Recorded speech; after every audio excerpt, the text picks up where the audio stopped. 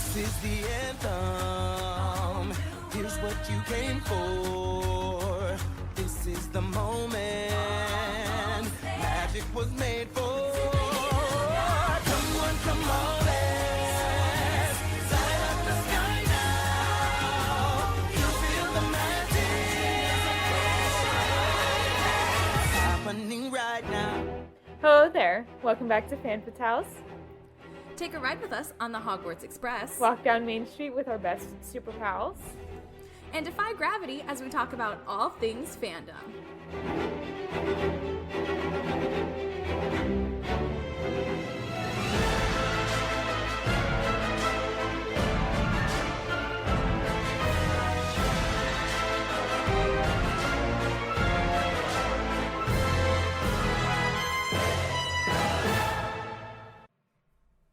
Hello and welcome back to Fan Fatales, a member of the Real Fans Podcast Network. I'm Emma. And I'm Gaby, and welcome to the kicking off of this year's Winter Wonderthon. So this year we're going to take it a little different. I know last year we did movie reviews the whole month, and let me tell you, it was fun. We did like so 5 hard an episode and got very burnt out because we're both in college and just like the holiday season and everything. Yeah. I mean, working full-time and doing podcasting is basically a full-time job sometimes. Yeah. So full-time job with podcasting, me with a part-time with resident assistant is technically what I am. Yeah. Full-time student. I feel like something else was going on last year. Part-time party girl. No, I'm just kidding. I'm kidding. But cosplay TikToks, like all that stuff. Plus holiday season and traveling and meh. So we decided that this year, instead of doing movies upon movies upon movies, we're just going to do 2 movies that we hold near and dear to our hearts. And we're going to do a super, super like in-depth deep dive of these 2 films. Yes. And then we're going to have one last episode before we take our holiday break. And that will be our holiday favorites. That'll be it. Yeah. And that will be it until 2023. Which I can't believe. It's the sweet life on deck year. It is. What did she say? Like January 15th? No, it's November 15th of 2023. 2023. There you go. So a year from the day that we're recording. Yep. It is 15 years. But that's in 15 years. Oh, jeez. We're old, guys. Anyway. So, Emma, let's go ahead and deep dive into your family's favorite movie. Yes. So go ahead and introduce it. So this movie is a classic in my household. On Christmas Day, when we go to my grandmother on my grandparents on my dad's side of the family's house, this movie is playing from the moment we get to her house or their house to the moment we leave their house on Christmas Day. And we're there like all day. It's just playing 24/7 on whatever channel it does, and it's A Christmas Story with Ralphie, I'll Shoot Your Eye Out. Yeah. Mm-hmm. So, I watched this movie today for the first time. So, I also watched it for the first time in its full thing, because, again, it's on just, like, throughout the day. In the background. So, you know, I've seen all the vignettes. But I didn't know the order of them, and it's such a weird order. It's really weird. Yeah. I had a really tough time following this movie. It's only an hour and a half long. Yes. And it feels like it's 3 hours long. Yes, I watched it last week when we had the tropical storm here in Florida, because it's near the end of hurricane season, so we're getting a whole bunch of them. Big fun, big fun. Yeah, it was Nicole last week. Ooh. Yeah. So next one's a guy. Yes. So, anyway, yeah, that's kind of our initial thoughts. Yeah. Let's go ahead and get into the basics of our film. So, what we're going to cover in the basic section is we're going to cover most of the credits, you know, director, actors, when it was released, budget, and any like box office little Whatever snippets. I could find. Yeah. So A Christmas Story was directed by Bob Clark, and the film was based on John Shepard's semi-fictional anecdotes in his 1966 book, In God We Trust, All Others Pay Cash, with some elements from his 1971 book, Wanda Hickey's Night of Golden Memories and Other Disasters. Which is just like a little fun fact to start off our like whole episode of fun facts. Yeah. I love it. Yeah. So A Christmas Story was released on November 18th of 1983. And Emma, do you wanna read off our cast list here? So Peter Bingsley plays young Ralphie Parker. John Shepard actually voices adult Ralphie and is also the man standing in the Santa Claus line that yells at Ralphie. That's like, this is the like front of the line. Go all the way to the back. Mm-hmm. Ian Petrella plays Randy Parker. Melinda Dillon plays Mrs. Parker. Darren McGavin plays Mr. Parker, or the old man as he's referred to in the film. Scott Schwartz plays Flick. R.D. Robb plays Schwartz. Zach Ward plays Scott Farkas, the bully. Yano Anaya as Grover Dill. Ted Moore as Mrs. Shields. Jeff Gillen as Santa Claus. Patty Johnson as lead elf. Drew Hoekhever as male elf. And Leslie Carlson as Christmas tree salesman. Lots of people. I know none of them. No. Though, next week's film, we have a cool little cameo happen with one of these actors. Interesting. I'm excited to see. Yeah. So, the budget for the film was $3.3 million. And some box office tips, or what do you want to call this? Fun Box facts. office fun facts snippets. Yeah. It was initially overlooked as a sleeper film. Christmas Story was released a week before Thanksgiving in 1983 to moderate success, earning about $2 million in its first weekend. By Christmas of 1983, the film was no longer playing at most venues, but remained in about 100 theaters until January of 1984. Gross earnings were just over $19.2 million. Yes. So, it wasn't like It wasn't a a big huge smash hit. success. And actually, I feel like it only became a huge success in the most recent years when Warner Brothers bought the rights to the film, because they bought it about 10 years ago. And that's when we started getting more and more merchandising, especially with the leg lamp, especially with the pink bunny suit. Those are iconic moments that I always just forget where they are in the film. Yeah. I mean, I get it, but like at the same time I don't. It's like one of those movies you just like, I think the way your family does it is exactly how it's supposed to be watched. Just like sitting in the background, like not actually paying attention to it, because it's a little rough just to like actually sit and watch it. Yeah.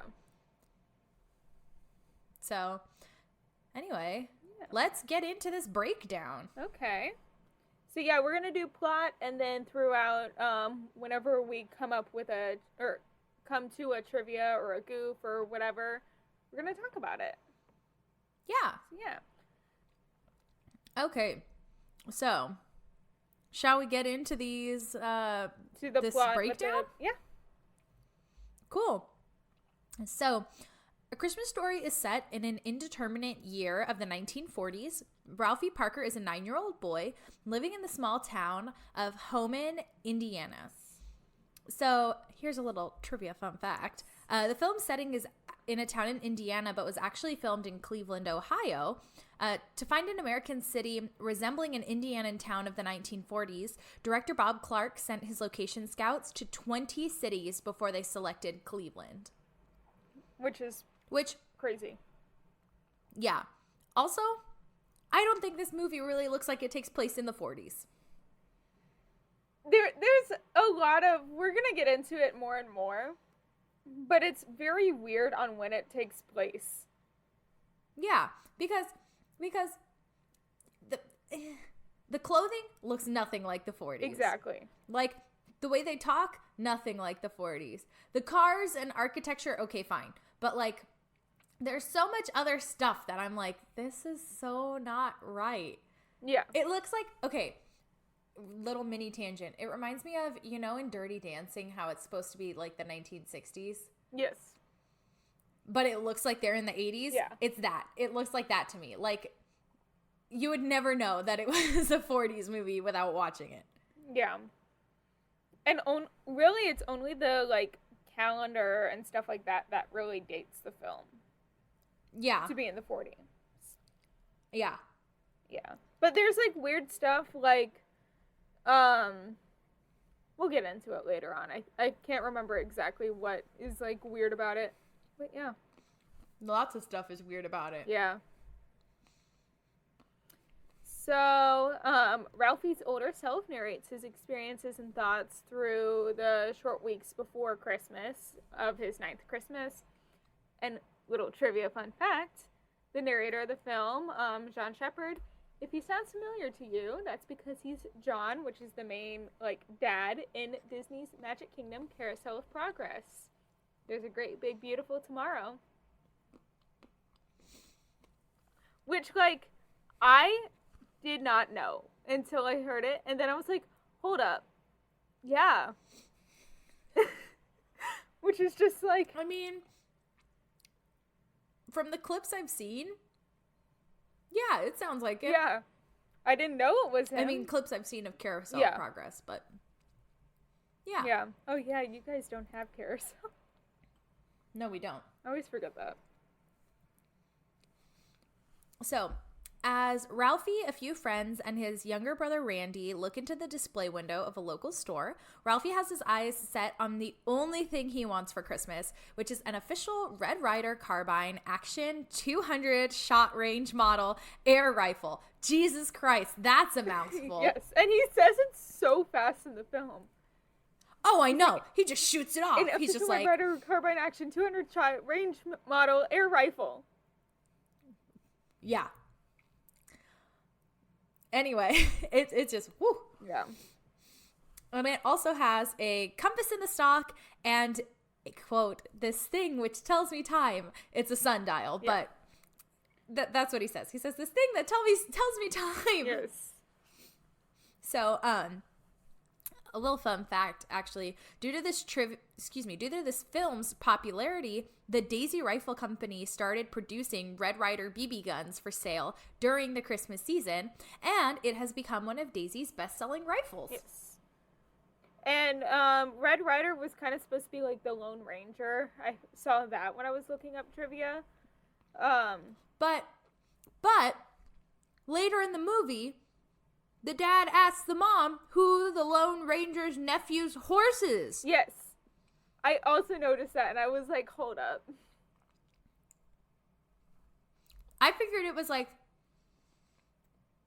the Red Ryder was like John Wayne type character. Yeah. Like, I was like, oh, it must just be some made up cowboy guy. Okay, yeah. Knowing full well that he could never request the BB gun openly to his parents, Ralphie sneaks advertisements for it into his parents' magazines the next morning. Little trivia fact, I promise that they get less and less as we go in the movie. It's just because there's so much at the very beginning. I also promise that every time we do a trivia fact, we're not going to say, little trivia fact. I know. The Look magazine used by Ralph Parker. Hello. Kara, cut that out. It actually is Ralphie. Yeah, that's why I was confused. Little trivia fact, the Look magazine used by Ralphie Parker to insert his Red Ryder promotion for his mother's observation was a December 21st, 1937 edition with a cover featuring Shirley Temple pouring tea for Santa Claus. Which is, like, so cute.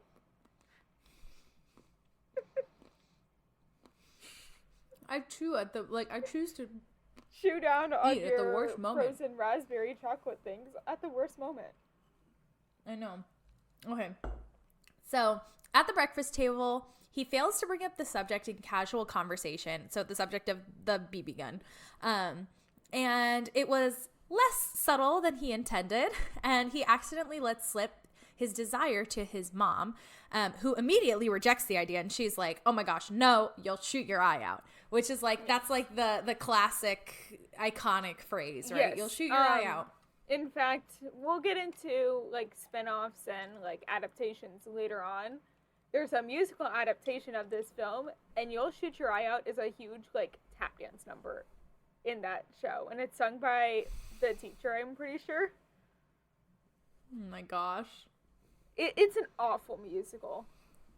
Awful musical. But, yeah. I believe it.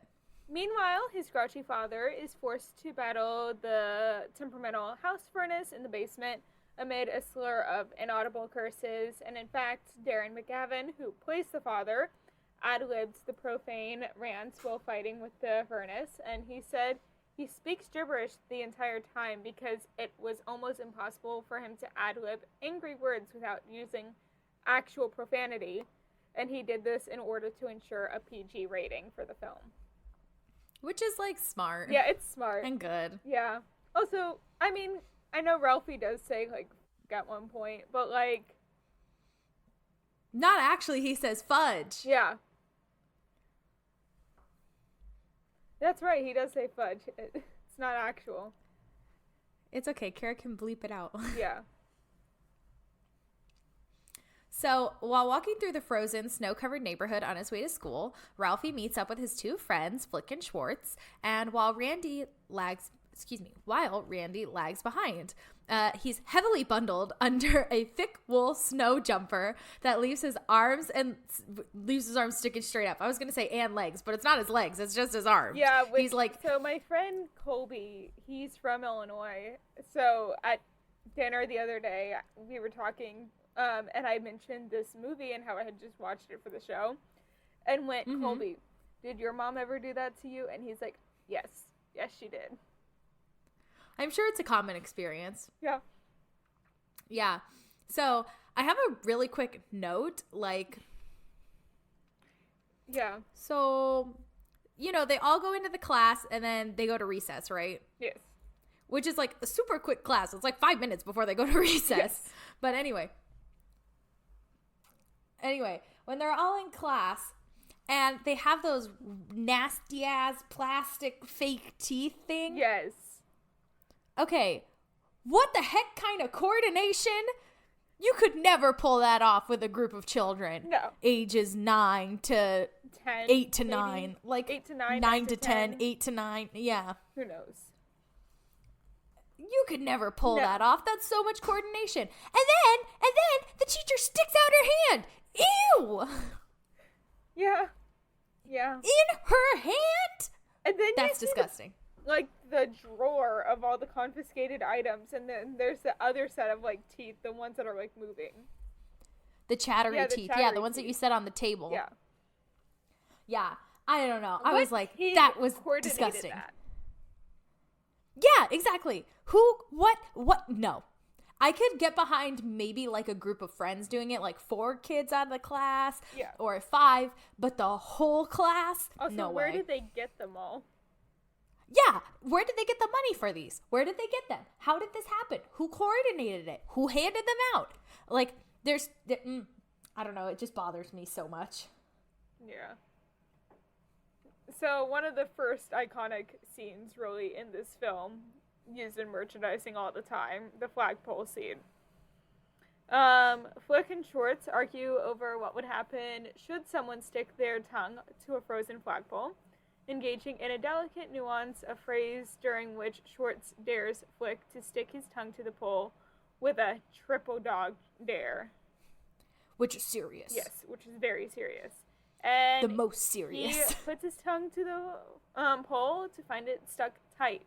And actually, for this scene, where his tongue sticks to the pole, a hidden suction tube was used to safely create the illusion that his tongue had been frozen to the metal. Yeah. It was the 80s, man. It was the I don't know. 80s.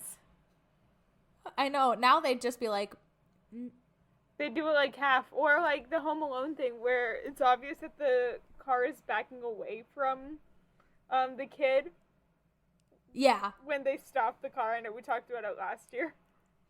yeah, exactly. So let's see here. Flick starts screaming, but the school bell rings and the others run into school. And their teacher, Miss Shields, notices Flick's absence when they get back to class. So she's like, "Where is he?" And she's staring down Ralphie. She's Yes. like, "Where is he? I knew that you had something to do with it." Yeah. And he just kind of like, he doesn't even like look at the window. He just kind of like glances at it, you know? Yeah. It's like not even a look. It's not even a whole glance. It's just like a little like eye shift towards the window. And she turns out the window and she notices that Flick is still outside and he's stuck to the flagpole. Mm-hmm. And so she calls the fire department and the local police and they get him off the pole and back inside. Yeah. And that's kind of that. But actress Teddy Moore was actually 7 months pregnant when she agreed to play the school teacher, so Miss Shields. And since the film was set in a time period when female educators weren't allowed to teach while pregnant, it wouldn't be appropriate, or it wouldn't be, period accurate for her character to be pregnant in the movie. And so Moore added some padding to like cover her baby bump. Yeah. And that's why the teacher looks like she's like a stocky lady. Yeah. Which I thought was kind of interesting. I mean, it's not exactly the same thing, but in Modern Family, the first episode, the mom, she was pregnant. Yes. And she, every single time you see her, she has like a laundry basket or something above or her. a pillow Or something in front of her stomach. So these practices are like still kind of being used today in like modern film and TV. Yeah, and I mean, like, in How I Met Your Mother, when the character of Lily, the actress was pregnant, the character wasn't, it was really cool. They, like, hid it for most of the show, and then she was, like, 5 or 6 months pregnant, and they did, like, a cutaway of her in a hot dog eating contest, and they showed her pregnant belly, and, like, because it was, like, a hot dog eating contest, saying that, like, oh my gosh, look at how full she got from the hot dogs, but it was really, she was pregnant. Yeah. Yeah, or like, I mean, some shows will write it in for their characters, of course. I mean, a big example. If it's appropriate. Yeah, a big example is Once Upon a Time. They do that for Snow White. She gets pregnant in one of the later seasons, and that was because the actress was pregnant, but... I know they did that for Jenna Fisher in The Office when she had her second kid. She wasn't married when she had the first kid, but when she had the second kid, she was pregnant. As the students watch with excitement, Ralphie feels a pang of guilt. Still, when Flick is escorted to the desk, a bandage around his tongue, and Miss Shields gives a brief speech on how whoever put Flick up to sticking his tongue to the pole should atone for their misdeed. But Ralphie explains that kids know better not to get caught. Yeah. And that's like kind of that's like almost the end of the first vignette. There's like two more little things, and then it's like, okay, completely different thing. Yeah. Not even related to this at all. And you're like, what? I wish it was more like, and this is just me thinking off the top of my head, we watched the Once Upon a and Twice Upon a Christmas, the Disney like Mickey cartoon things that are different vignettes. Yeah. I wish it was almost more like that. How it's laid out. Where there was like a clean break. Yeah, where there's a clean break in between each story. Mm-hmm. Especially because it is Ralphie telling these stories. I feel like you could have done it in that style. Yeah, I agree. I definitely think there should have been like, you know, like if they were looking at photographs or something, right? Yeah. They could be going through photographs and it could be like black and white and then it zooms in and it goes into the vignette. And then it pulls back out and it goes to the next photo, like in a photo album or something. Which we're getting a sequel like this week on HBO. I saw that. And they brought back Peter Bingsley to play adult Ralphie. And it's about his kids. They did. I don't know how I feel. I'm going to watch it. But yeah, I think we'll have to see. Yeah. So anyway, Finishing up this vignette, Miss Shields then asks them to do an assignment, which is to write a theme about what they want for Christmas. So Ralphie sees this as an opportunity to write about the Red Ryder BB gun, hoping that his teacher will sympathize with him and it'll secure him a little bit of like reprieve with her authority as an adult, you know, like he'll get on her good side and then he's going to get 1,000,000 A+. That was weird. Yeah. But a little goof, if you pay attention to the books that Miss Shields has on her desk, she actually has a math book from 1980 sitting on her desk. I mean, so many films have goofs like this nowadays. Yeah. Like, what show was it that had the Starbucks cup in the middle of, like, Game of Thrones? Game of Thrones? Yeah. It was like Game of Thrones or something like that. Yep, it was. On the way home, Ralphie, Flick, Schwartz, and Randy are confronted by a local bully named Scott Farkas and his toady Grover Dill. Poor Schwartz is subjected to a painful hammer lock before they all run away, screaming shrilly while Randy lags behind, unable to keep up wearing his thick winter clothing.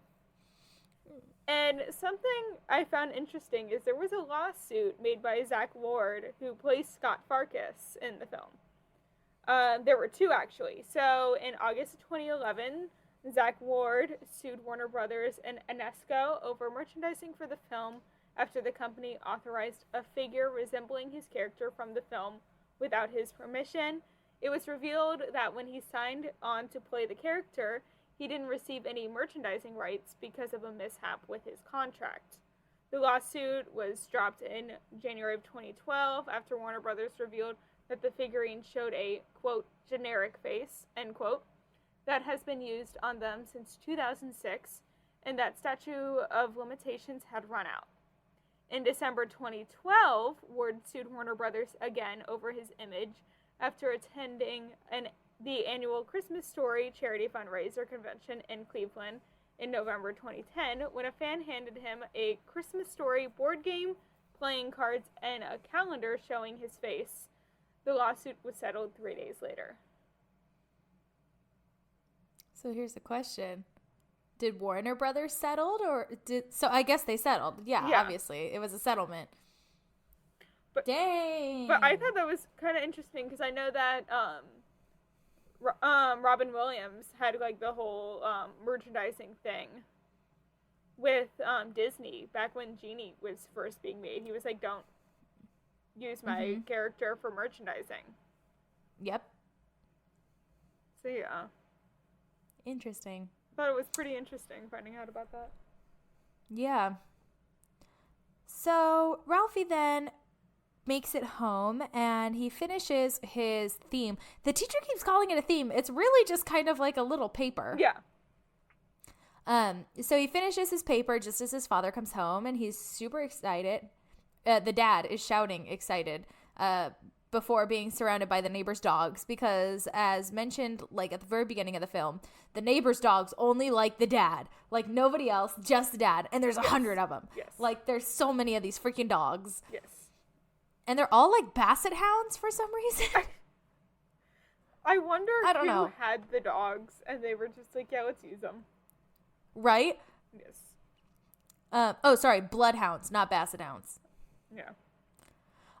So Ralphie watches from the window above and comments on his neighbors, the Bumpuses, and how they own all these dogs. And so Mr. Parker like bursts through the door and he's like screaming that he won the grand prize in a local magazine sweepstakes. And so he shows his wife the telegram and says that it will be delivered that night.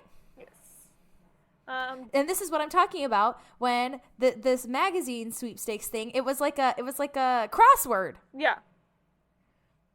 And that's what he asked about the Lone Ranger. Anyway, was when he was doing his crossword. Yeah. There's a couple like weird like sweepstake or like code things or whatever because there's a Little Orphan Annie one that Ralphie does as well. Yeah.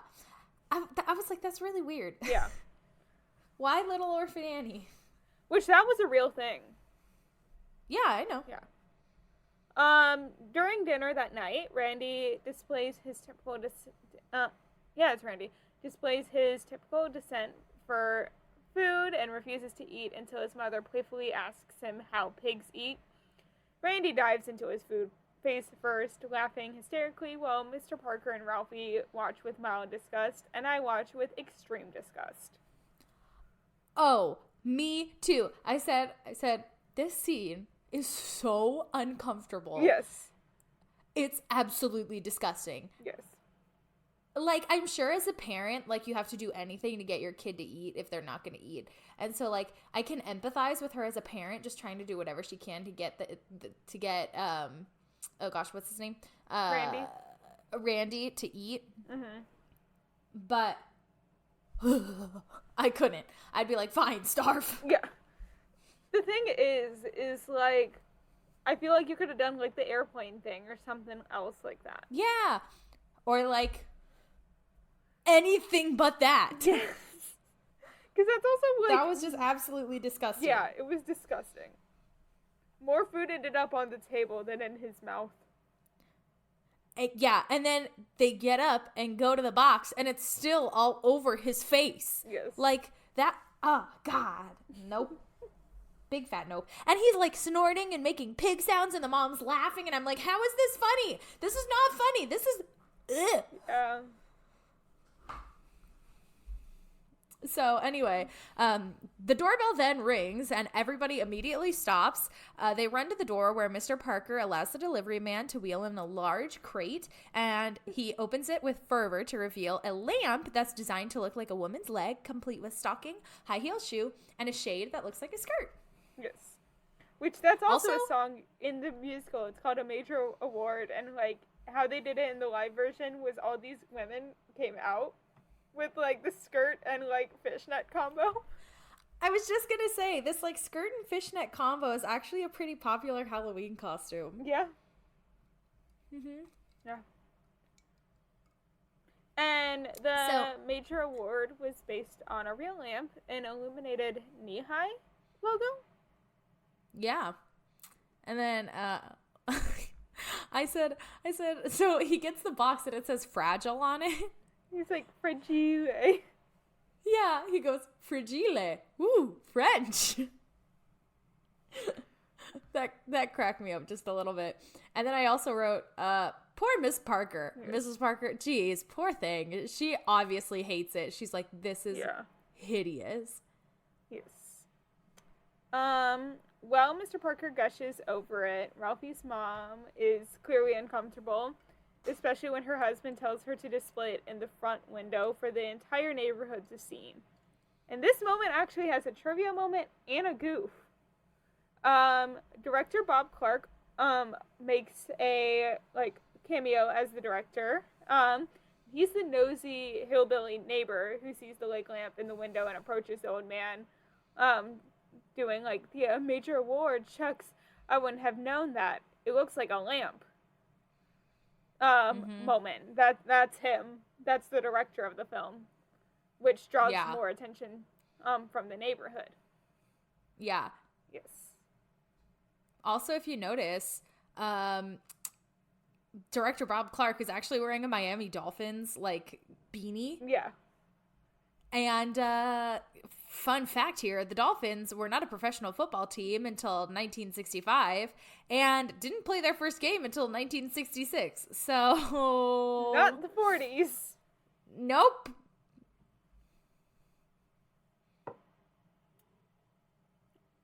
Only one thing draws Ralphie and his brother away from the glow of, quote, electric sex gleaming in their window, end quote. And that's their favorite radio program, Little Orphan Annie. That was so bad. Yeah. Go ahead.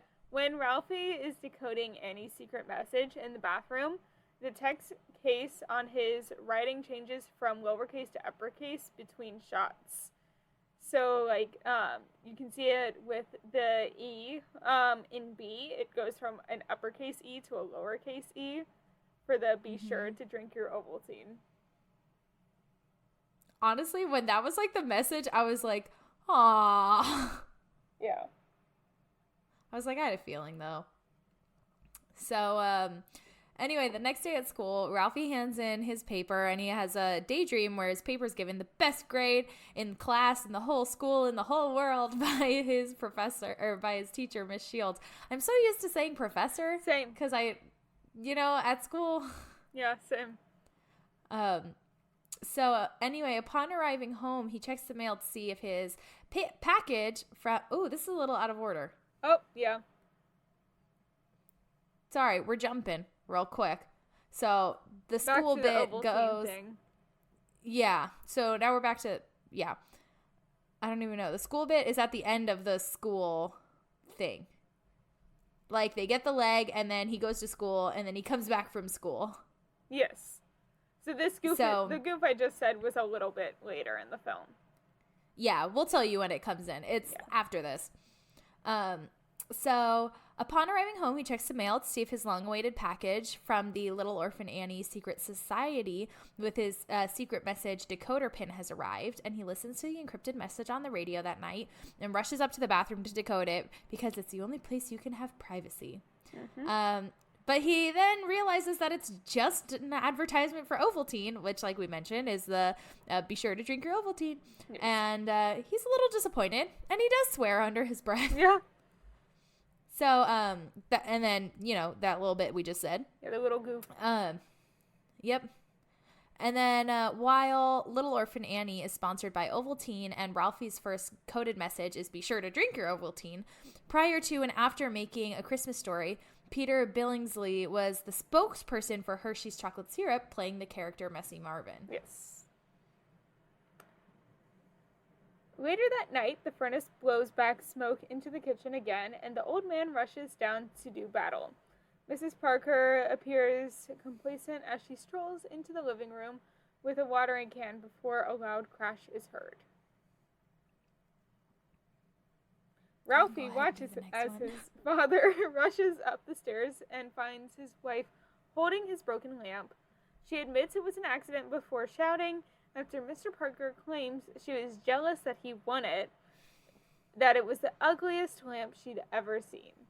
Mr. Parker attempts to fix the lamp, but it quickly falls apart, much to his wife's amusement. He musters all the dignity he can and takes the remains to the backyard and buries them. And in the scene where the mom breaks the lamp, you can see she is holding multiple pieces of the leg, but when the dad comes into the room and sees his lamp, it's now in one complete piece. I noticed that. She was, holding it and, the thigh had split in half. Yeah.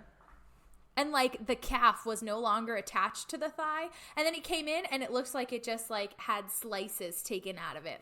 It just had, slits down it, but it was all one piece. I was like, So, anyway, back at school, the students bring in apples and small gifts for Miss Shields before Christmas, and Ralphie gives her a huge fruit basket, hoping that it will sway her final decision on his paper. That evening, the family goes out to pick a Christmas tree, and on the way home, the car blows a tire, and Mr. Parker goes outside to fix it. When his mother encourages him to help his father, Ralphie is only happy to do so, but when his father accidentally knocks the hubcap that Ralphie is using to hold the tire bolts out of his hand, Ralphie utters the big one, quote, that he heard his father say in private over and over again. And in the film, Ralphie actually says, oh fudge, but... Oh, fudge. And then he specifies, he says, but not that word, the F dash dash dash word. Yeah. I thought that was cute. Yeah. So, while the Christmas tree on the roof of their 1938 Oldsmobile, what? We can just cut this one out. Okay. At home, his mother puts a bar of soap in his mouth, one that he dislikes in taste above all others he's had the opportunity to sample. His mother asks when he's heard that word, and although Ralphie admits to us that his old man used the word as fluently as an artist would use paint, he chickens out and blurts his friend Schwartz's name.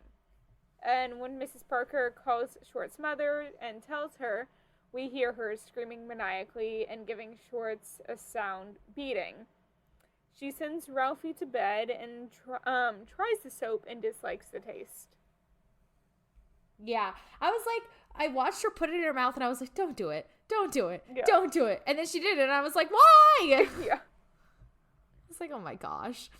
So Ralphie gets sent to bed early and he cries to himself and fantasizes about visiting his parents years into the future to reveal that all his soap sessions that his mom gave him resulted in premature blindness, causing his parents to moan and grieve over their wrongdoings. So this scene reminded me a lot of in Heathers, the funeral scene that's like the Bizarro funeral, you know what I'm talking about? Yes. That reminded me a lot of that scene.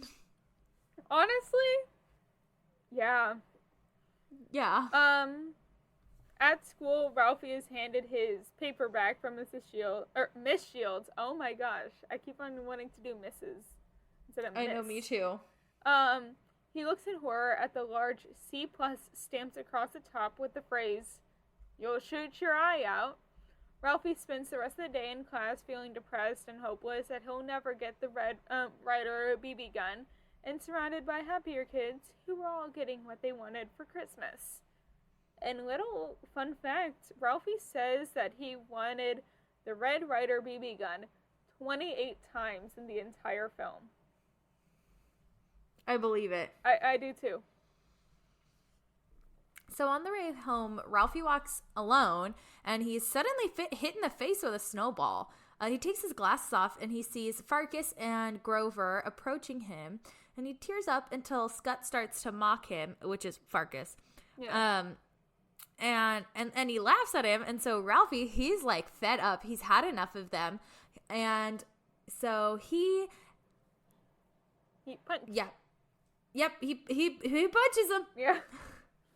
And he literally like tackles him, and they're like on top of each other, and he just like doesn't stop. He's just throwing punches right and left while he's crying. And it was like, oh, that was like a moment where I was like, oh, every kid can relate to that at one point or another. Yeah. And all the neighborhood kids cheer Ralphie on. They're like, yeah, go Ralphie. Yeah. Randy picks up Ralphie's discarded glasses and goes to get their mom as Ralphie starts to swear. She arrives just as Ralphie is finishing a rant of slurred curses. She gets distraught Ralphie off of Scott and helps him walk home. And Farkas is left to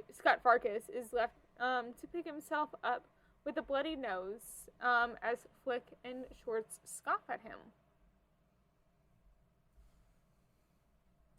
So at that point, Ralphie's inconsolable, right? His mom takes him home, takes him to the bathroom, and like splashes water on his face. And she tries to calm him down and put him to bed until dinner. And he lays on his bed, and the adult Ralphie, so the narrator, says, quote, "The light was getting purple and soft outside," end quote. Meanwhile, Randy hides himself under the kitchen sink. So the little brother, I thought this was funny. So he hides himself under the kitchen sink, and he's sobbing like so bad. Yeah. And he's sobbing, and he says that Daddy's gonna kill Ralphie. And that was pretty funny. I did think that. I was like, yeah, that was good. Yeah. When Mr. Parker does come home, Ralphie goes downstairs fearing the worst and knowing full well the mix of bad words he'd said during the fight. However, his mother is sympathetic and downplays the fight to Mr. Parker, giving a grateful Ralphie a reprieve. So as Ralphie goes to sleep that night, leaving the Scott Farkas affair behind him, he decides that the best way to receive his BB gun is to just ask Santa himself. Yes. The next night... Go ahead. You can go ahead. You can do it. Okay. So the next night, which is Christmas Eve, the family goes downtown to watch the Christmas parade. Ralphie's like super impatient. He's dying to go see Santa. Yeah. He keeps asking to leave early so they can go see him because the store's about to close. He was at like the department store. Yeah. So the parade scene was filmed just outside Higbee's on Higbee's. Cleveland's public school. Excuse me, Higbee's. Thank you. on Cleveland's public square at 3 a.m. And the parade was filmed at night because during the daytime, the 1960s Airview Tower and federal buildings were visible. And that was a BP tower under construction at the time. Yes. Excuse me, as was the BP tower under construction at the time. Which, like, half of the stuff in that Christmas parade weren't Christmas related. Like, they had the Wizard of Oz characters just, like, walking down. Yeah, I was like, It was a very strange Christmas parade. Yeah. It's Snow White and the Wizard of Oz characters. Yeah. I was like, Christmas? Question mark? Yeah. As soon as Santa goes by in his float, his parents concede and take him and Randy to the department store where Santa sits atop a frosty mountain and a long line of kids on one side and a slide going down the other.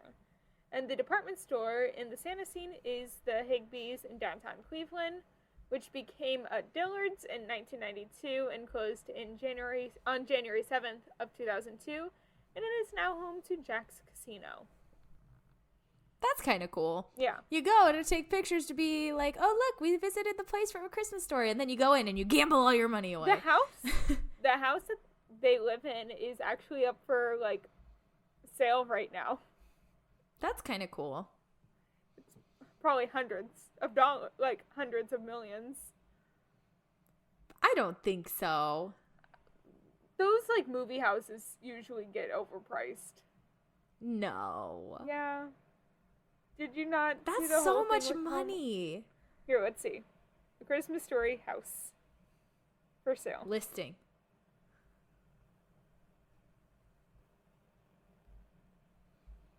Not 100 million. That's a lot. Not million. Yeah. Hold on. I would believe $1 million, maybe.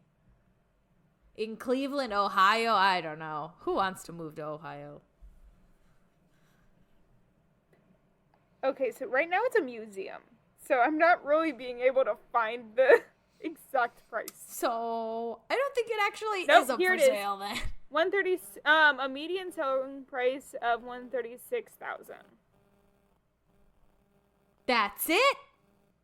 Potential buyers will have to consider not only the home's value as a working Cleveland icon, an exterior movie location that attracts visits estimated in the six figures annually, but also the additional cost of purchasing the entire Christmas Story campus there.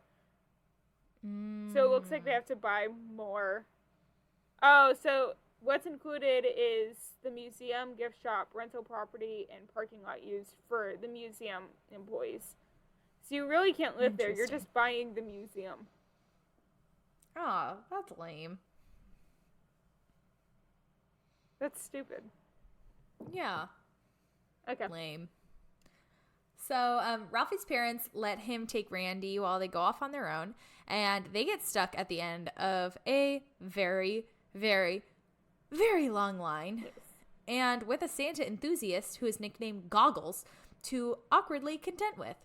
Ralphie can only wonder if he'll make it to see Santa before closing, which, like, I'm pretty sure we've all been there when you're, like, in the mall up until the very last minute and you're, like, Yes. the last Christmas shopping you gotta do, and it's, like, 9 o'clock and the store is like, doo-doo-doo, we'll be closing in 5 minutes. Please bring all your purchases up to the register. And you're like, ah!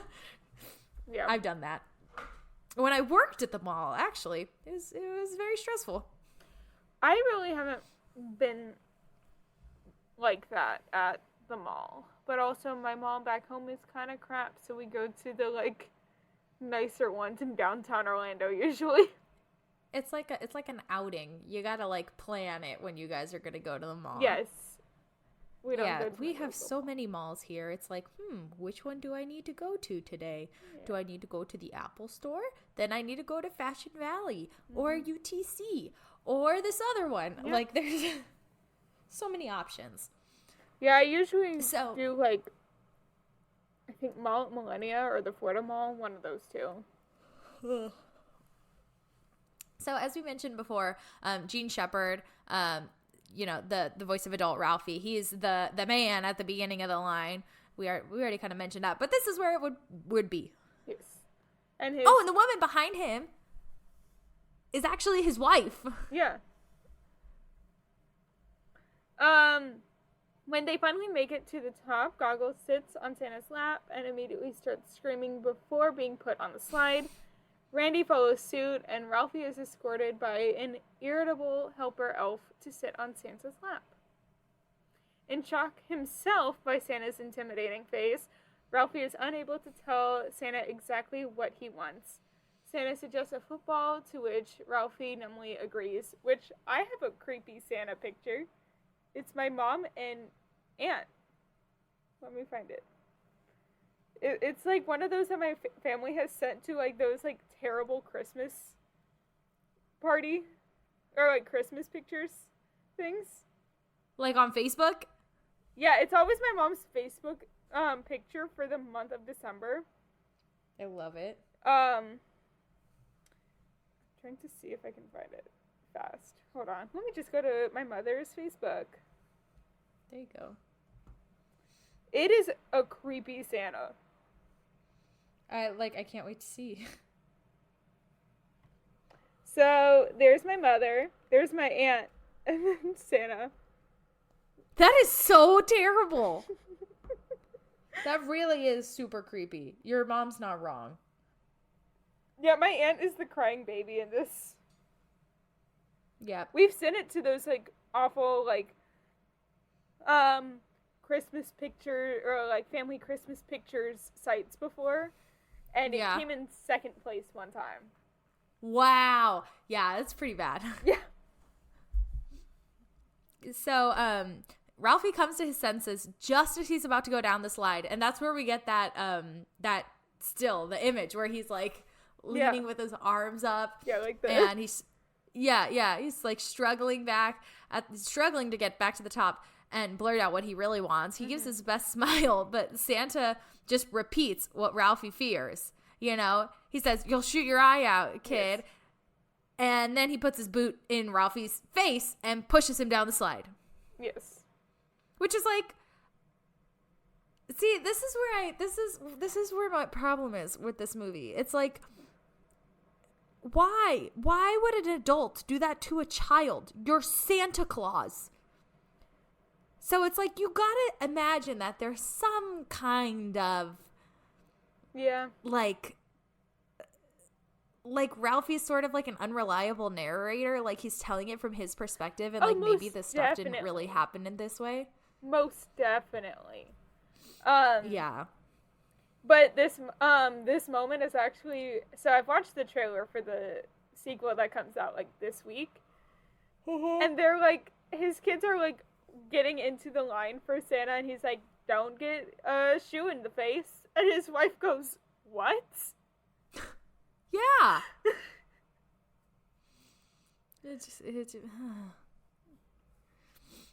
Ralphie's parents collect him and Randy at the bottom and take them home, where they decorate the tree, a task that results in blowing a dangerously packed outlet.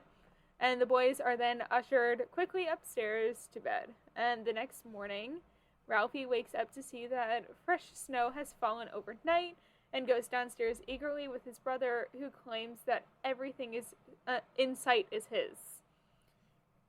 And here's a little goof. On Christmas morning of what is supposed to be the early 1940s, ish, the family is listening to Bing Crosby's Merry Christmas album while they open presents. The album was not released until 1945 and reissued in 1947. So it could be fathomable that they purchased it to listen to for the first time this year. It could be. If they were singing along like they knew every word, then I'd be like, yeah, okay, no. Yeah. But it could be argued that they bought one of the albums in the first issue. Yeah. And brought it home and just threw it on to listen to because they bought it for this Christmas. Yeah.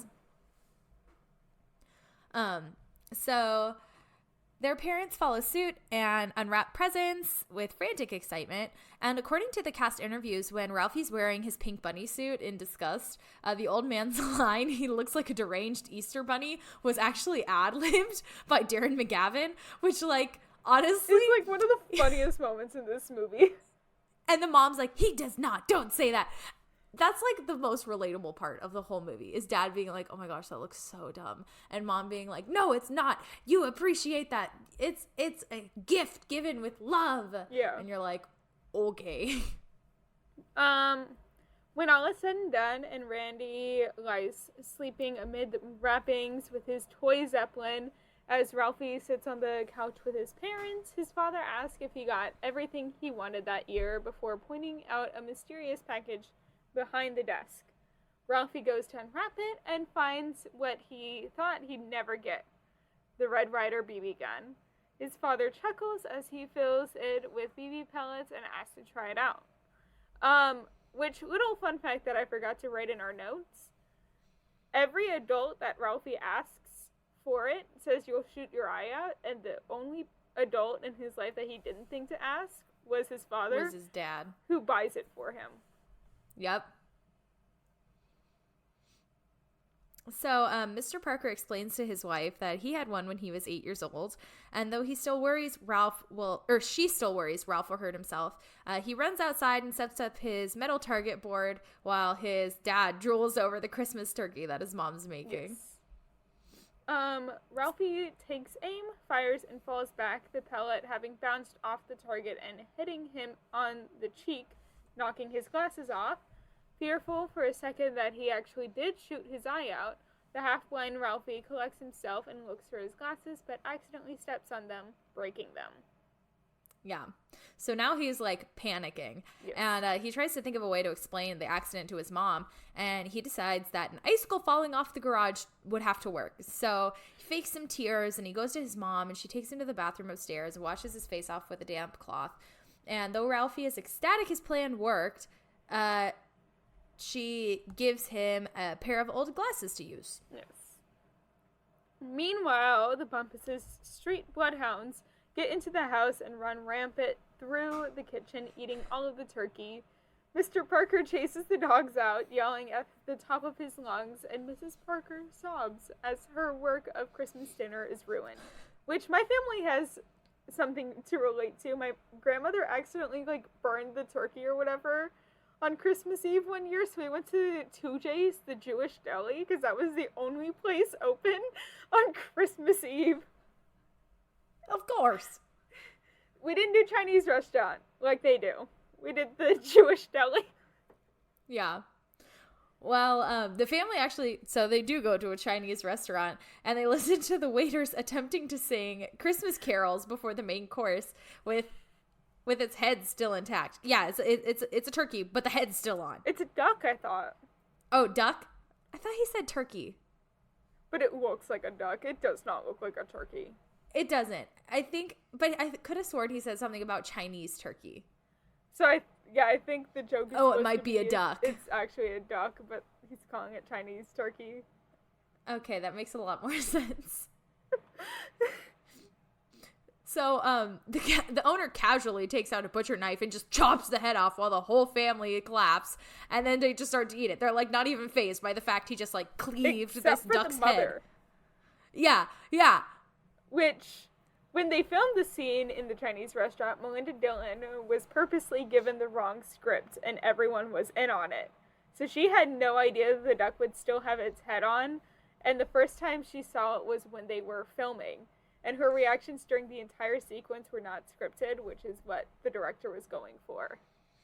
Yeah, I mean, it worked. You could It's tell the she's Tom Holland thing. Yeah. Tom Holland thing. Yeah. She's like, what's going on? And then he chops it off, and she's like, oh my God. Yeah.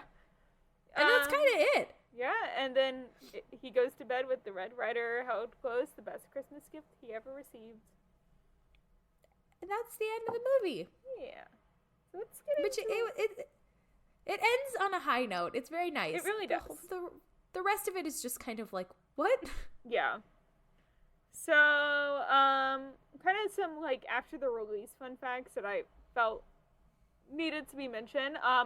It has been shown in a marathon annually on TNT and on, since 1997, and then on TBS since 2004, titled 24 Hours of a Christmas Story, which is how I've seen it every Christmas day. consisting of 12 consecutive airings of the film from the evening of Christmas Eve to the evening of Christmas Day annually. Why? I don't know. Why? Why? Why? On December 24th of 2007, AOL ranked the film their #1 Christmas film of all time. Okay, AOL. Yeah, IGN ranked the film the top holiday-themed film of all time. Really? In 2012, it was selected for preservation in the United States National Film Registry by the Library of Congress for being, quote, culturally, historically, or aesthetically significant, end quote. In 2012, Marist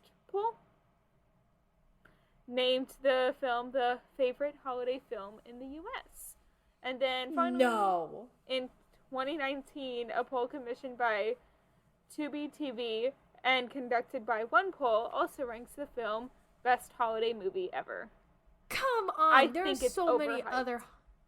I agree. There are so many other holiday movies that are way better than this one. I mean, White Christmas. Yes. It's a Wonderful Life. Mm-hmm. I mean, Charlie Brown. Oh, that one's so good. Charlie Brown's actually a TV special. I don't know if that counts. But which that one's only being shown on Apple TV this Christmas season. Yep. They're not showing it at all on regular TV. Yep. Because I think Apple bought the rights to it. Apple TV bought the rights to it. They did like last year. Yeah, and they used it last year, but now it's like only exclusively Apple TV this year. And then, like, what other ones are great? Like, Love Actually. What about The Holiday? What about Elf? Like, what about... There are Polar so Express. many... Yeah. There's so many good ones. Home Alone. Yeah. Come on. Home Alone beats this movie out every time. Yeah. Every time. The ending of Home Alone is so rough. What do you mean rough? I cannot, like, him, like, hurting all of them and, like, all the different things. I'm just like, like. Oh, like, you just have a hard time watching them go through all the traps and stuff. Yeah. Oh, man. No, my dad and I, we watch that movie every year, and he cracks up, and it cracks me up because it's so funny. The way he laughs, he gets so into it. It's so funny. I laugh more at him laughing at the movie that we've seen for the past 20 years, you know? Yeah. Like. So these are some of the subsequent screen adaptations and sequels. I'm not including the 2022 sequel yet, because these were all, like, random television film adaptations or, like, direct sequel to film, like, direct to video kind of stuff that I was like, this is, like, the first big release is 2022. So I was like, we'll cover it a little bit later.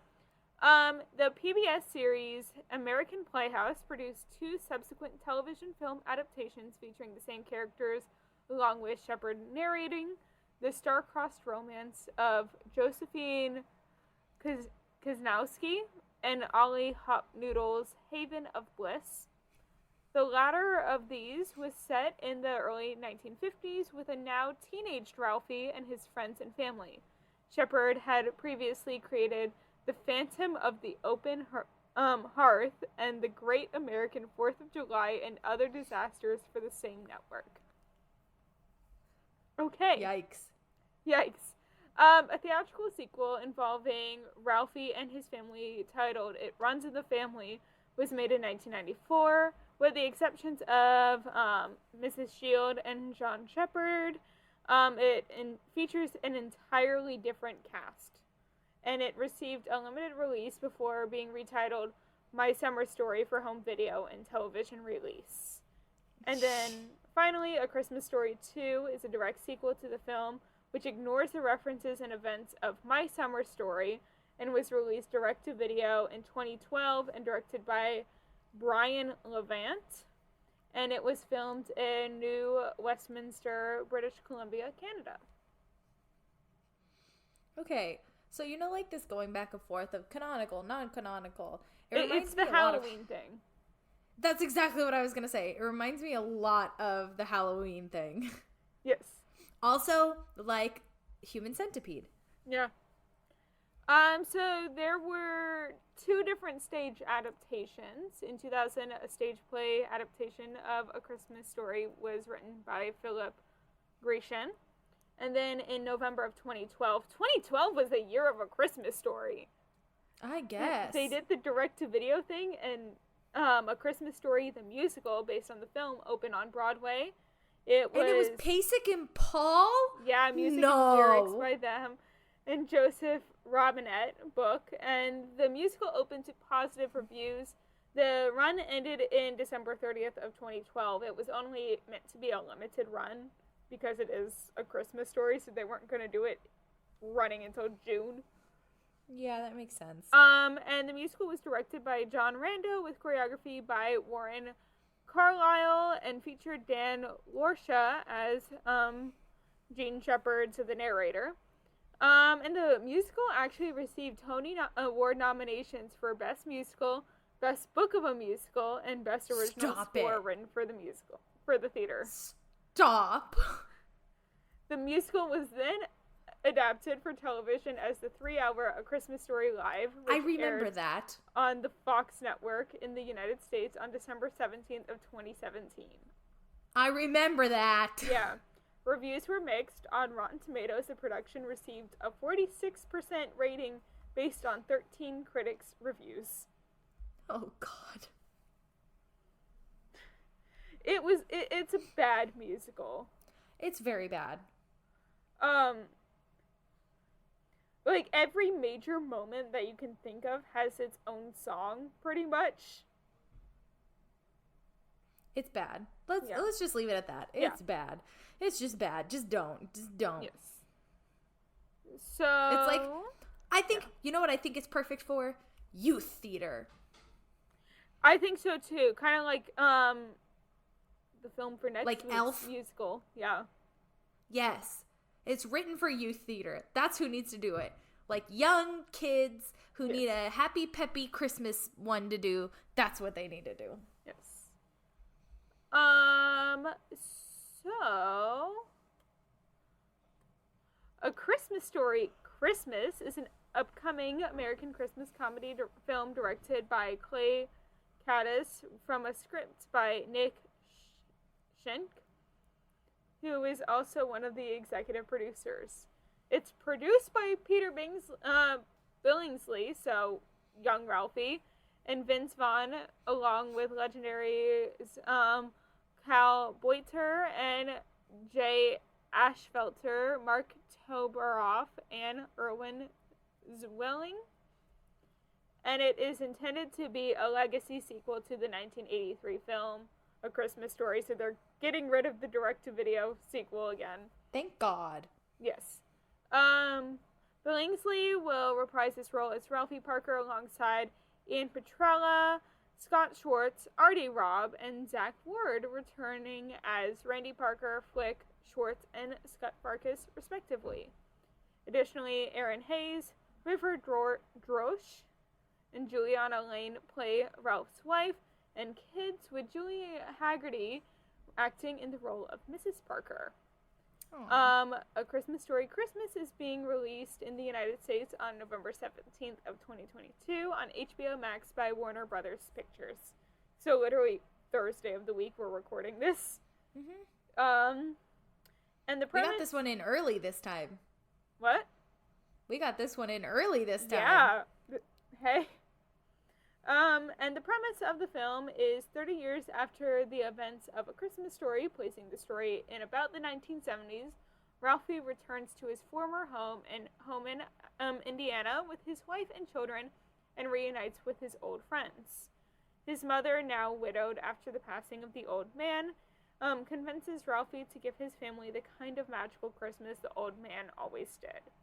Ralphie soon realizes that the task is much more difficult than it seemed when Ralphie was a child. Aw, that actually seems like it's going to be really nice. I think it's actually going to be really good, which I'm, like, kind of worried about, liking it. I think it's going to be really good. It seems like a little Hallmarky, but I think it's going to be good. Oh, it feels very It kind of feels, from the trailer, of course, like, I haven't seen it yet, because it hasn't come out yet.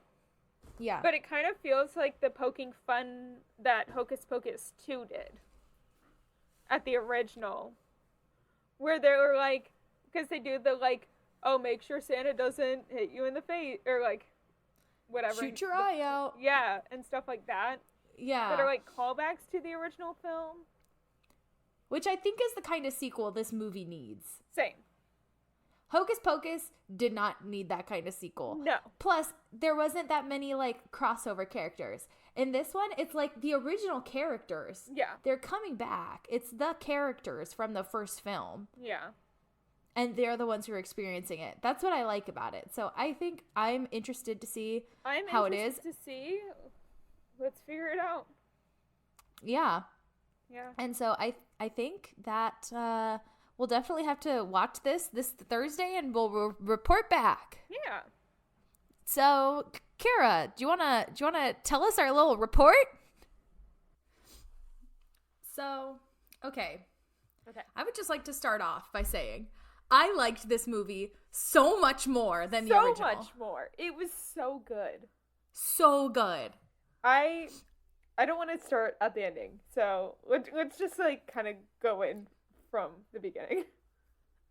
I don't think we're gonna do like a whole recap, right? It's just gonna be like just recap, just our thoughts. our thoughts. Okay, cool. But I don't want to give the spoilers of the ending At the beginning, that's at fair. the beginning of our thoughts. So I like to say, to start off, this actually has a storyline. There's This actually a plot, has a storyline and a plot. which I love, Yes, and they did callbacks to the original. which was adorable. Yes, like But they were all like in memory form, yes, which I liked. especially the two friends, the one that owns the bar and Yeah. who were the I know two who- that did the triple dog dare in the original. Yeah. Them going back to that and doing like a triple dog dare again. Oh my gosh, that was so good. Yeah, and then you saw the pink bunny suit. Yep, in the attic, Yes. and the lampshade, Yes. and the bully from the original movies kids bully Ralphie's kids. Yes. And I was like, the circle of bullying continues. But I also liked that he kind of became like a quote unquote hero. Yeah, I mean, I think he changed. It sounded like he did some like self-work, you know? Yes. Like he actually worked on becoming a better person, and he was like, you know what? I was a real jerk when I was a kid, and I'm really Yeah. sorry about that. And I appreciated that so much. Same. Now, I because the movie always talks about it, star or angel on your tree? We have a tiny tree on top of our tree, honestly. Mine has For the like we have like a star and an angel. It kind of just depends on the Christmas. Okay. For the longest time, we had a star, Yeah. and then it broke. Just A like long theirs time ago. does. Huh? Just like theirs does. Kind of. Ours was a metal one, so it wasn't Yeah. it wasn't like glass or anything, but like it fell apart, and then we went to Home Goods and found a teeny tiny little tree. It's like a long, skinny, tall little tree bulb thing. Yeah. And so we put that on top of the tree. I don't know. I think it looks nice, but it's not a star, you know? I'm like, Yeah. I need the star. Yeah. I really liked this movie. I did too. I thought it was cute. I liked the like struggling writer plot. I know it's kind of overdone, but I think it works with Ralphie. Mhm. Especially, should we get into the ending? Yeah, go for it. It's fine. We're just kind of Yeah. sharing our thoughts about it. Okay. Go ahead. It's fine. So, the whole movie, the old man has like just died, like right before Yes. Christmas. And Ralphie's mom asks him to write the obituary in the paper. And it ends up being the opening monologue of A Christmas Of Story. the Christmas Story. Yeah, that was really good. I really liked that. Yeah, I did I too. did not expect that to be what the obituary was. And when it started, I was just like, Sobbing. Yeah, me Yes. too. I loved, okay, my favorite runner for the whole movie, I mean, it only happened twice, but my favorite thing was, oh my god, I killed our kids! Yes, Because the one kid gets, like, her eye. Hit in the face with a snowball. Yeah, it has an eye patch. Yeah, and the other one runs into a fence and breaks his arm. Yeah. Yeah, so I like that. He goes, what was the girl's name? I don't even know. I I don't saw remember this their the day names it came anymore. out on Thursday, so. I just watched it today. I know. But yeah, like, I did not like Randy. That's the brother, right? No, oh, the brother, yes. I did not like him. I was like, why is he like a millionaire in India? And why is he such a jerk? Thank you. I was like, why is he the biggest jerk in this movie? And why was he not the first why was he not on the first plane out there when he heard his dad died? Like, what's the deal with that? That was my issue. Like, that's kind of messed up. yeah, it really is. I also thought it was interesting to hear Ralphie's perspective on the whole thing, because I feel like the dad is such an asshole in the first movie that, like, hearing him say all these nice things about him, I'm like, Yeah. what? Yeah. But I feel like it had to have been him to write the obituary out of anyone in the family. Oh, totally. But, like, yeah. they keep saying the whole time, oh, dad was the reason we did this, and dad was the reason for Christmas, and blah, blah, blah. And I was like, was he really? Or, like, that's not how it seemed in the first movie. But Yeah, I kind of agree, but I don't know. overall, I really liked it. I thought it was really cute. I Same. loved the character of the mom. I thought she was so good in Same. this movie. Same. 10 times better than the last one. Yeah. I think this one, in all facets, is better than the original. I think so. I'm gonna show my dad it. He is refusing to watch any Christmas movies. We're recording Until this. after Thanksgiving. Yeah, we're recording this the Sunday before Thanksgiving. But yeah, Yeah. I think liked it. he's gonna really like it. I think so. I think most people are gonna like it. I think it was very good. I think Hocus Pocus thinks that's what it did, but it really didn't. I agree. I thought it was gonna be kind of a ripoff of the original one, like Hocus Pocus 2 was, where it was just like, oh, remember this funny scene? Remember Santa kicking the kid in the face? I liked it. I liked when he sent the kids off to go see Santa, and he said, "Don't let him kick you in the face." And they were like, "What?" Yeah. I thought that was good. I really liked this movie. I think it's made my Christmas watch list, like yearly watch list. Absolutely. And I can't say a lot of movies have recently. Christmas Prince, I think, was the last one. I agree. And that whole series. Also, Princess Switch, if I'm feeling it. Like, I have to be feeling it, though. I have to be feeling Princess Switch, but I love A Christmas Prince. Christmas Klaus Prince. is another one that was real good. Oh, I didn't see that one. Oh, it's so good. But anyway, I really liked it. yeah, I give it like a solid 9 out of 10. Yeah, like 9 out of 10, 9.5 out of 10. I also liked the dynamic of when, like, all the dads got back together and they literally turned into children again, and I was like, oh, that's such a dad dynamic. Like, you know, when your dad gets back together with his siblings or, like, his best friends from childhood, they instantly turn into kids again. I was all, yep. Yeah, it was real cute. Yeah, really cute. Yeah. I really liked this movie. Me too. I can't wait to show it to my family who watches A Christmas Story every year to see what they thought. Yeah, you could say, look, guys, something better. Yep. So, yeah.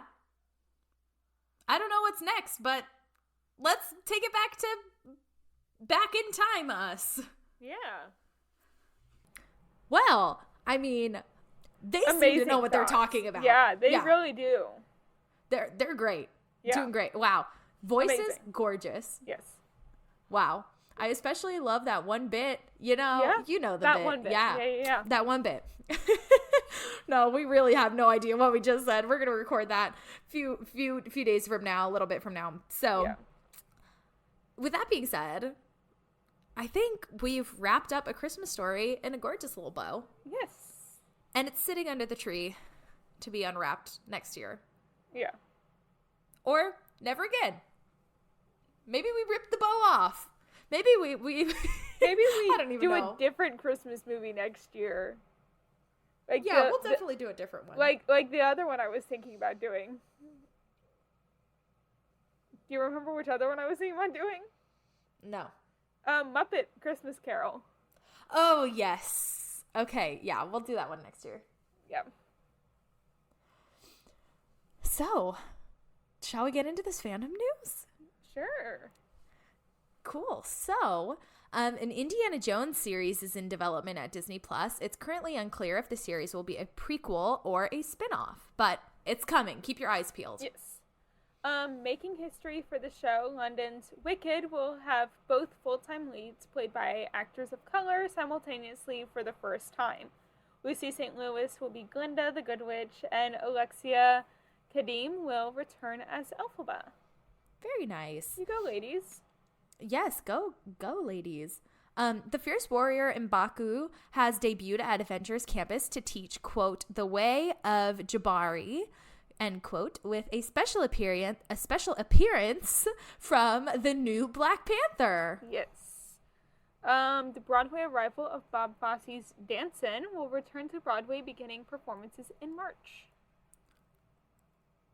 Okay, Have I'm you kind not of stoked seen for this one. So Tarzan's Treehouse at Disneyland Park, which has been under construction for a little while now, is set to be transformed into the Adventureland Treehouse, which is partially inspired by Swiss Family Robinson. Okay. I don't know how I feel. I'm excited. Okay. A new national tour of the hit musical Mamma Mia will hit the road in 2023 in the United States. Heck yes. Emma Thompson's stage musical adaptation of Nanny McPhee is scheduled to open on the West End in 2023. Yeah. On November 11th of 2022, Playbill has announced that they will no longer be active on Twitter, with the following accounts that won't be active from their brand being at Playbill, at Playbill Travel, at Playbill DER, at Playbill Arts, and at Playbill Store. And this is following Elon Musk's buying of Twitter. Yep. Black Panther Wakanda Forever earned $180 million during its opening weekend, breaking the record for a November film opening in North America.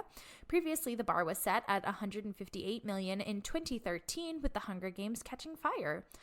Wakanda Forever, you guys. Let's go. Yeah, let's go. Alex Newell, John Bellman, and Andrew Durand, and much more will bring the new musical Shucked to Broadway this spring. And so many people are already making the "It's corn, a big lump of nuts" like reference with it, and it's just like, come on. You know which show I'm excited to see? What? Bliss. Have you been hearing the music for Bliss? Yes. That's the It's- one with the like 4 princesses, right? Yeah, and the prince. Oh Yeah. my gosh. The one where they're Yeah. singing about like the hot tub. Oh my gosh, that one's Yeah. so good. I'm so excited for it. Me too. The Muni announces their 105th season, and this season is going to include Beautiful, the Carole King musical, June 12th through June 18th. That's my birthday of 2023. Disney's Beauty and the Beast from June 22nd through June 30th of 2023. Ooh, that was like a very like 2023. Yeah. Chess from July 5th through the 11th of 23. I mean, okay, they're all going to be 23. Yeah. West Side Story from July 15th through the 21st. Little Shop of Horrors from July 25th through the 31st. Rent from August 4th through the 10th. And Sister Act from August 14th through the 20th. Yes. I have a tiny observation to make. What? There are some shows that come in waves and that make like resurgences every few years. And I this feel like year, Sister Act and Rent are the two. Sister Act, Rent, and Beauty and the Beast this year. Yeah. I've seen so many people do. Last year it was Legally Blonde and Mamma Mia Yeah. and Heathers. Yeah. This year, Rent, Sister Act, and Beauty and the Beast. Yes. I'm excited. Yes. Variety has reported that Margot Robbie stated that the previously planned female-led Pirates of the Caribbean movie will not be happening, and this project was announced back in June of 2020. Big bummer. Yeah. According to Hollywood Reporter, Princess Diaries 3 is officially in the works at Disney, and according to their sources, the film will be a continuation of Princess Mia's story rather than a reboot of the series. I love it. I'm so excited. Does this mean we're going to see her as queen? Yes. I'm excited. More Julie Andrews, please. Please. A series of ticket price changes are being introduced at Walt Disney World. Although they remain unavailable for purchase. Big sad. They're not coming back in this year. They just announced that, and it made me so sad. Walt Disney World annual pass prices will see a price increase. Meanwhile, more increases are coming to regular tickets, and the first change will be different prices per park for one day, one park tickets. With Animal Kingdom being the least priced ticket and Magic Kingdom being the most priced. I think it goes Animal, Epcot, Studios, Magic. Here's my thing. The annual passes are not for sale. Why is the price going up if you can't even buy them? I don't know. They're like, oh, there's no demand. Why do you think... Actually, as of this episode coming out, I will have had my Universal Pass for like 2 weeks. I buy it this upcoming Sunday. It makes no sense to me. This makes no sense to me. It's why I ended up going Universal rather than Disney. This makes no sense. We're losing customers. Yep. The Broadway production of Prima Facie, starring Killing Eve's Jodie Comer, will begin performances in April for its strictly limited 10-week engagement. 6, Into the Woods, Caroline or Change, MJ the Musical, A Strange Loop, and Mr. Saturday Night were nominated for the Recording Academy's Grammy Award for Best Musical Theater Album. Encanto just scored 3 nominations at the Grammys, including Compilation Soundtrack for Visual Media Album, Score Soundtrack for Visual Media, and Song Written for Visual Media for We Don't Talk About Bruno. Yes. And the last piece of news is kind of a sad one. On Thursday, November 10th of 2022, Kevin Conroy passed away. For those of you who don't know, Kevin Conroy was best known as the voice behind the DC Comics superhero Batman for 3 decades, beginning in the 1990s Batman animated series and its subsequent spin-off TV series and feature films. Yes. So my thoughts are with the friends and family of Kevin Conroy. Yep. Which, like, Mark Hamill is, like, real good friends with Kevin Conroy. I saw that, actually. Because Mark Hamill voices the Joker for Kevin Conroy's Batman. Yeah. Yeah. I was like, oh, that's really sad. Poor Mark. Just, like, losing people left and right, man. Yeah. So, on that kind of a bummer note. Yeah, our thoughts are with the friends and family, again. Yeah. Also, the Sorting Hat voice died this past week. What? Did you not see that? No. The Harry Potter Sorting Hat, his voice actor passed away this past week as well. Who is it? I don't even know who that is. He was like 98 or something. Like, he was old. Okay. It wasn't like... Too old. Yeah. So Leslie Phillips is the guy who voiced the Sorting Hat. He passed away at 98 after battling a long illness. Okay, that's a long life. Yeah, now I'm going to see how old Kevin Conroy was. My guess is like 75. 67. Aww. You know what's sad, though? Is that MegaCon, he was one of the guests. And I told Sean, next year I want to meet him. Aww. So when I saw the news, I was a very sad person. I'm sure. That's a bummer. Well, shall we see the folks in the outro, Em? Mm-hmm. Okay. Thanks for listening to this week's episode of Fan Fatales. We are a proud part of the Real Fans Podcast Network. That's right, and if you want to check out more shows on the network, you can find them at rf4rm.com. Next week, we will be doing a deep dive into Gaby's favorite Christmas movie, Elf. Whoop whoop. Remember to subscribe to us wherever you get your podcasts. And subscribe to us on YouTube. Please leave us a review and comment down below to tell us what you thought of the show. And remember to follow us on Instagram and Twitter at FanFataLesPod for the latest updates. Now, Emma, where can the people find you on social media? So my Instagram, Twitter, and TikTok are all at Snippy Emma, which is SNIPPYEMMA. What about you, Gabs? I'm at Gaby Gent on Instagram, TikTok, and Twitter. That's GABYJENT. Our editing is by the wonderful Carolyn Meyer.